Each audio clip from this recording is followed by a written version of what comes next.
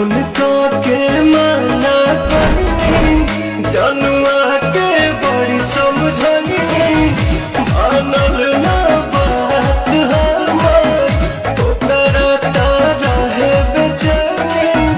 होता बवाल यही जा सोची सोची दिया घबराता अंगना में गहना पोयो छत छिटाता